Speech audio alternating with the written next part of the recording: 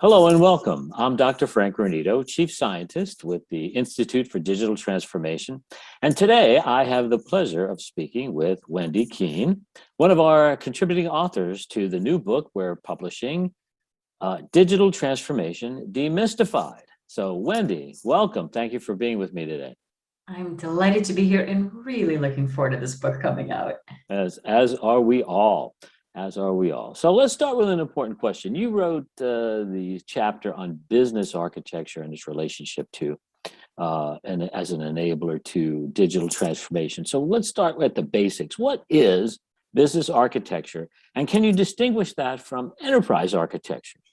Absolutely. So a business architecture is a business blueprint for an organization, for an entire organization at a very high level, basically describing how is that organization structured to deliver value and support its operations.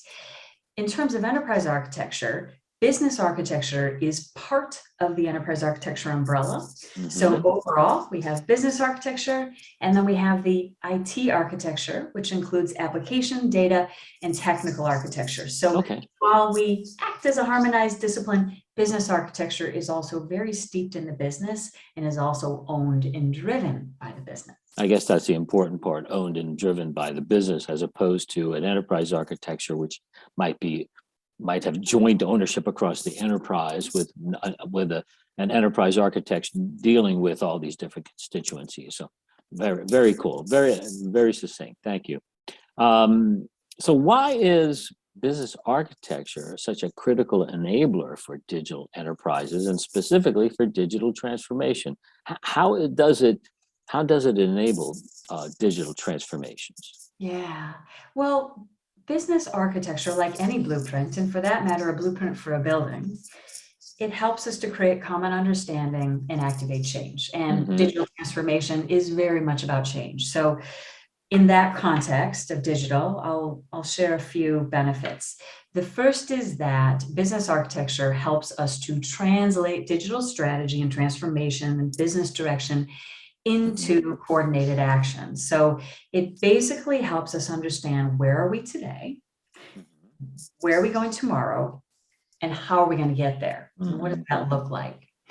Secondly, business architecture helps us to design and redesign our organizations. We're at a pivotal point to do that. And there's this concept of creating a composable enterprise where the capability, which is a very key aspect of business architecture, think about it as a reusable building block, like the ability to manage payments or ability to manage customer information.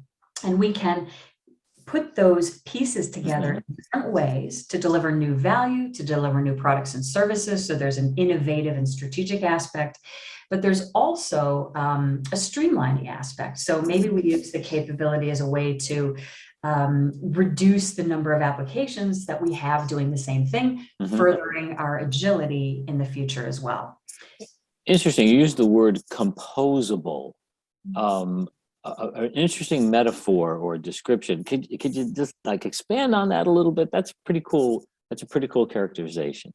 Absolutely. And it's really, Frank, this idea of creating a modular business. And okay. Yeah. And what we're really about is we're asking the questions with business architecture. We're not saying, what is all the detailed work we need to do and all the initiatives? We're saying, how do we build the capabilities of this organization to basically deliver on its strategy and do new things? It's a very, very cool and very important concept. Interesting. So I want to get started in business architecture. So take me there. How do I get started? What do I do? Yeah, the first step is start with why. So really understanding in an organization, in every organization, right, we have to ask ourselves this: how are we going to leverage business architecture? Because as I wrote in the book chapter, there's many ways of using it and many ways of using it for digital transformation. So we really have to decide where we're going to start and what is the value. Second, we will create a business architecture baseline, which includes a capability map for the entire organization. That's not as Okay. big as it sounds, right? It's a very No. high level. Second, a set of value streams, such as how the organization sells and services its products Okay. and services, and then the cross mapping between them. And with that in place, we can do a lot of decision making and change. Mm. And thirdly, we from that point, we decided to go on a journey, which is just enough, just in time. How do we build and mature a business architecture practice to actually support the usage of the architecture? So, for example, hiring and developing business architects and building partnerships with the rest of the organization. Excellent, excellent. So, well, finally, is there anything that we haven't talked about that you really want to emphasize for our viewers and listeners? Yeah, I would just say business architecture is for everyone.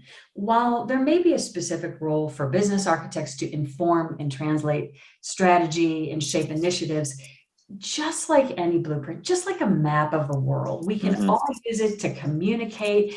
We can all use it to make decisions. And that's what a business architecture is all about.